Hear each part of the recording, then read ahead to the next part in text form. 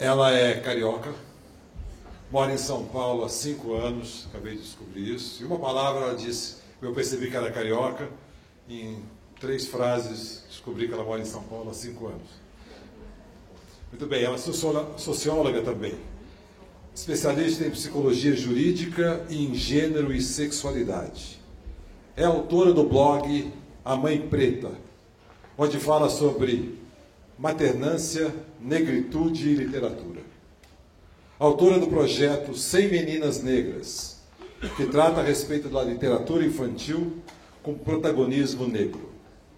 É sócia da livraria Ina Livros, especializada em ciências sociais, relações raciais e literatura infantil. Como empoderar a criança negra na sociedade? Como empoderar a menina negra, duplamente vulnerável, por ser menina e por ser negra? É sobre isso que eu chamo ao palco para falar Luciana Bento. Olá, boa tarde a todos e a todas. Eu hoje vim falar com vocês como empoderar meninas negras, né? Eu vou falar sobre a minha experiência, né? Como eu elevei minha autoestima, né? Como eu tenho trabalhado essas questões, que foi através da literatura. Então, eu venho aqui hoje falar com vocês sobre motivos para a gente ler para as crianças.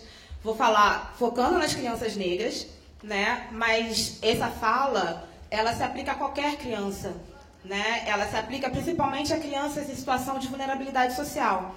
E eu acho que a maioria que é professor, educador, lida com crianças, e eu acho que alguma coisa pode ser aplicado daí do que eu vou falar.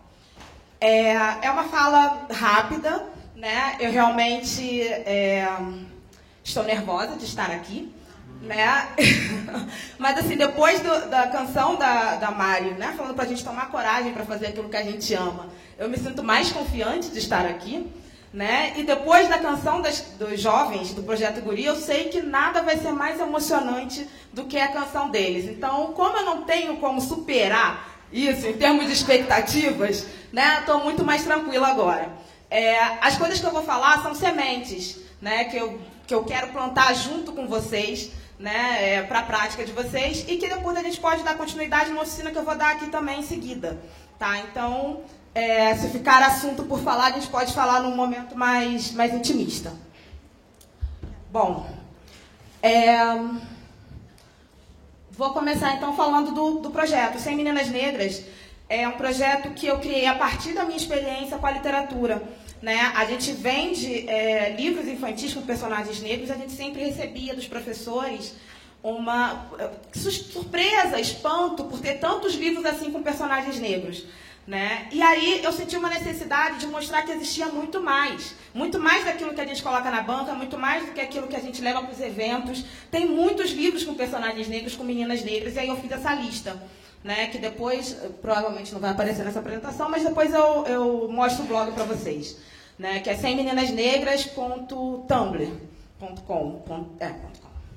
Né? Então, assim, e aí eu percebi que a gente precisava mais do que ter a personagem negra naquele material.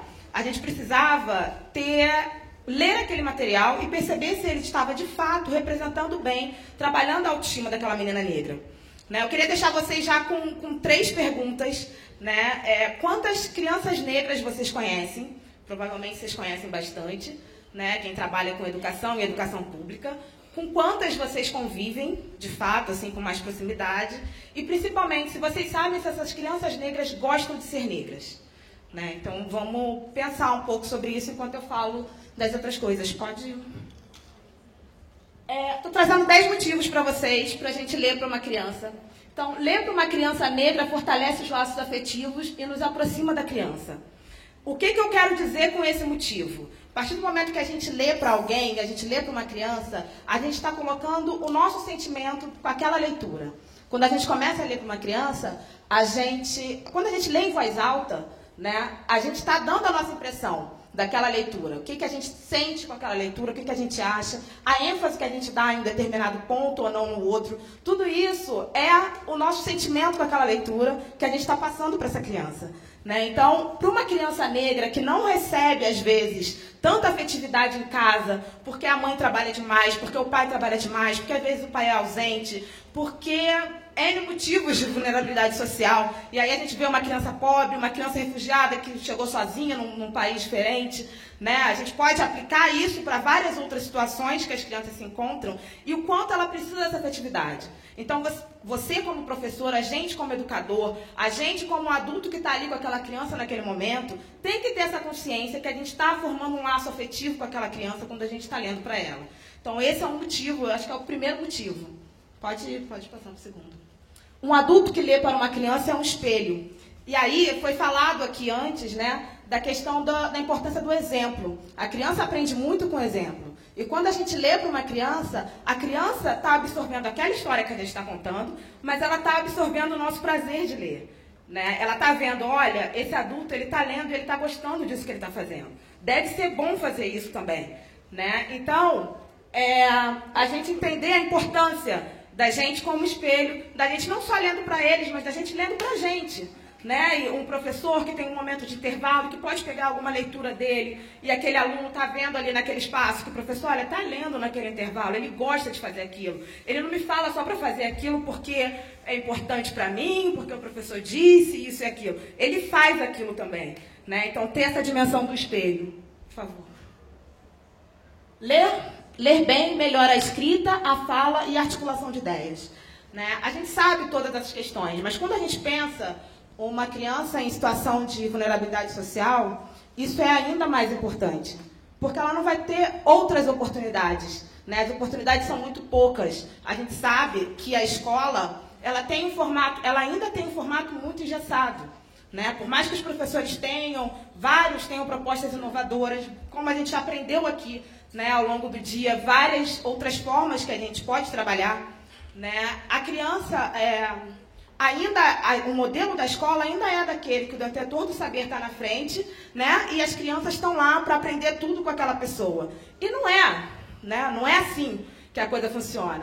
A gente conseguindo fazer com que a criança, o jovem, goste de ler e a partir dessa leitura ele vá descobrindo a importância dele se articular melhor, né, dele escrever melhor, a gente ajuda essa criança negra, essa criança em situação de pobreza, a conseguir melhores empregos, né, a conseguir buscar uma informação que às vezes ela não conseguiu na escola naquele momento. Então, assim, a gente tem que ter um cuidado mesmo desde a primeira infância para que essa criança goste de ler. Né? A gente vê várias jovens analfabetos funcionais, porque eles estão passando na escola e estão passando pela escola mesmo, cumprindo aquele horário. Né? A gente provavelmente não teve ninguém na história dele que deu uma parada com atenção, olhou mesmo para aquele jovem, sabe? E mostrou para ele um caminho. Né? Oi? Tá, deixa eu fechar dois, tá? Pode pular esse, então, ler empoderador, a gente já sabe, né? Ler é o principal refúgio dos oprimidos. E aí, assim, eu acho que é fundamental a gente perceber essa questão da leitura para aquelas pessoas que estão realmente em situação de vulnerabilidade. Né? Eu tive uma experiência conversando com um rapaz ex-presidiário, falando da importância do clube de leitura dentro do presídio. Né? Como aqueles caras que são assassinos, traficantes, tudo isso, se concentraram, se reuniram para ler um livro. E a partir dali, eles foram mudando a fala deles de gírias, querendo falar melhor, querendo compreender aquela história do livro. A gente retomando isso para as nossas crianças, que não se veem na televisão, que não se veem nos desenhos animados, que não se veem nas propagandas, né? A gente vê essa opressão que eles vivem e saber que eles podem, na literatura, ter esse espaço, né? Se fortalecer. Vamos passar para a boa. Ler estimula o senso crítico, e aí também é super autoexplicativo, né? Uma criança que lê, ela pode buscar outras informações, além daquela que a gente traz na nossa fala, né? A verdade não é só aquela que é contada pela televisão, ela pode buscar outras formas. Ler ajuda a manter o foco e a concentração.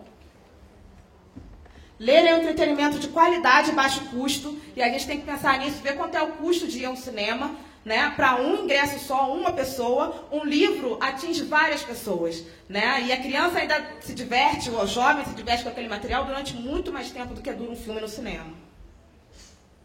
A leitura é uma forma de acessarmos a nossa história, e aí, para quem não está na mídia, para quem não está nos programas de televisão, para quem não está no material didático, esse jovem saber ler, ele consegue buscar a sua história, ele consegue saber que ele não é escravo, ele não é descendente de escravo, ele é descendente de um povo que veio para cá obrigado, né? E isso muda completamente a nossa conexão com os nossos ancestrais e a nossa formação da nossa autoestima, né? Então, acho que é um passo, é um motivo assim, muito importante. E, para fechar, ler e apresentar a eles a possibilidade de criarem suas próprias histórias, né? Então, assim, a gente ter essa possibilidade de poder fomentar aos jovens a liberdade deles criarem as próprias histórias deles, né? Eles saberem que eles não precisam ficar limitados só a isso que está escrito aqui ou isso que é apresentado, tá, gente? Então, foi bem rapidinho para apresentar esses motivos para vocês, como sementinha para que vocês levem realmente para as escolas